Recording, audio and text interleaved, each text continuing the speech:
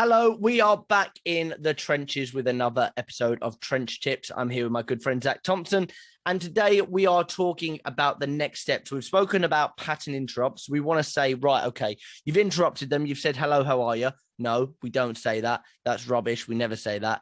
So you get through to them and they say, okay, well, what's it about? You say, look, let me have 30 seconds. If you hate me by the end of it, you can hang up. You never have to speak to me again. You never have to look into my little eyes. Just give me 30 seconds. Is that fair? And they say, I'm rambling. This isn't what I sound like on the phone. And they say, right, go on then. So you've got your 30 seconds. You've reacted. You've got them to agree to that mini contract. So what would you label the next step of the selling process, Zach? The closest thing I think about is the pitch. I've heard some people call it the value proposition. Yeah. But I think there's a lot of different names for it, but basically, it's what is your prospect moaning about or having symptoms of a problem in that you can help with. So that's the bit that you need to come up with next. A lot of people at that point lead with features, advantages, benefits of what they do. Have you noticed that? Yeah, I have. So can I ask you a little bit of a role play? If I was to say, right, you're going to put your bad salesman's hat on, you're going to be the worst salesperson that lives in Shaftesbury, and you are with our business and what we do. I want you to try and pitch. Okay, you've got your 30 seconds. Can you pitch to me in the worst way possible? What shouldn't we do? All right.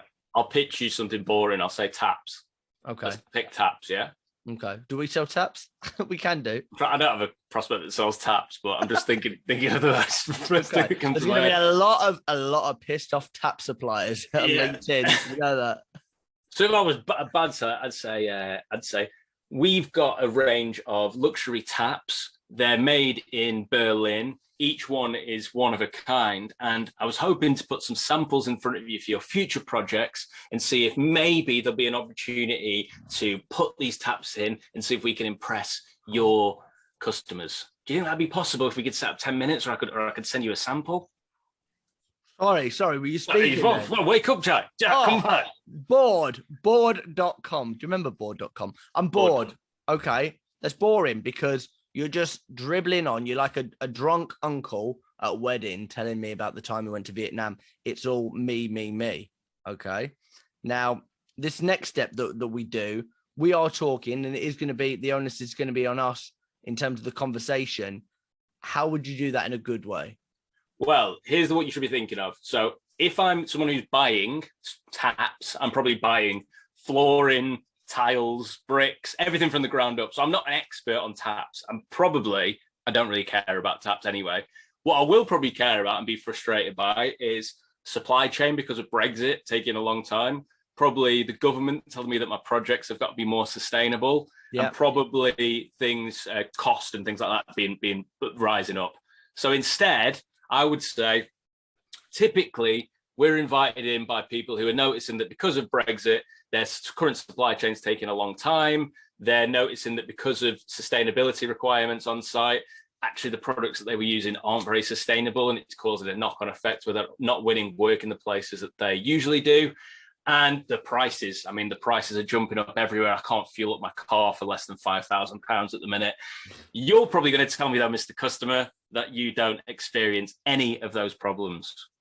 And all the way through that, if I was your prospect, I'm thinking, actually, you're listening and you've given the 30 seconds, you are willing to listen, and you're going, actually, yeah, that rings true. And that's what you're trying to do. You're not, instead of just boring them to death with what it is you do, you're kind of, do you know what I mean? Going through the process and saying, does any of this align with you? And if it does, that's when you find somebody that has realized they've got a problem and they might be willing to have that problem solved. And that's what you're looking for. Because I was writing something earlier, and it is just, if you said your job today, Jack, is to go out and get as many meetings as possible, I really feel like we could get 50, 100 meetings just for the sake of getting a meeting. It's just like, hiya, can I have 5 minutes of your time? Do you know what I mean? You could really beg, borrow, and steal and get that time, but it's pointless. What's the point of a meeting? Yeah, exactly. Well, you're looking to to sell something. You're looking for, well, you're also looking for someone to turn up. That's the other thing. In the new world where you don't actually show up at someone's office and just show up on Zoom, people have got this out where they just give you a counterfeit yes and say, yeah, just get off the phone. I'll book it in my diary. And they just never show up or speak to you again. Save your number, bang.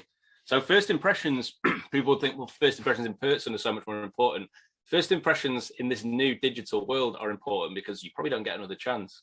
Exactly. And I think I feel like it is a little bit wanky and a little bit buzzwordy calling it a value proposition, but there must be a better phrase for it. But it is just like saying, this is the value, this is the problem. It's the problem solving part of your pitch. So it's not a pitch. It sounds like when you think about sales and old school sales, a pitch just sounds all of a sudden, if someone, so I was at a networking event today and someone said, right, I'm going to pitch you now. And they just, do you know what I mean? People are just chucking their pitches left, right, and center. And a pitch isn't about you a lot of the time. No. So if your pitch is about your prospect, then all of a sudden that's where you're going to get that buy-in. It should always start off before you pick up the phone, any sort of outreach, maybe even marketing messages, anything like that. When you're looking to get your product or service in front of someone, should start with, what are they moaning about that I can potentially fix? It shouldn't be. So I put a post up the other day. No one's ever slapped their hand on the desk and said, oh God, I wish I had a cloud-based CRM. No one's ever done that. What people are probably saying is, I've got too many leads coming in. We don't know when we're actioning things. Our diary's all over the place. I don't know when to follow up, blah, blah, blah. It's all those sort of things that people are moaning about. They don't buy the cloud-based CRM. They buy the solution to an untidy pipeline. Do you get Absolutely. What I'm saying? No, I get it completely. So you've got to go out to market. You've got to find the people that have the problems that you solve. And then if there's enough synergy there, you solve this problem, they've got that problem, you're good at what you do, you care enough to find out if you can help them, bang, world explodes. You're the business doctor. Everyone's happy. Beautiful. Nice one. All right, Jack. Thanks, mate.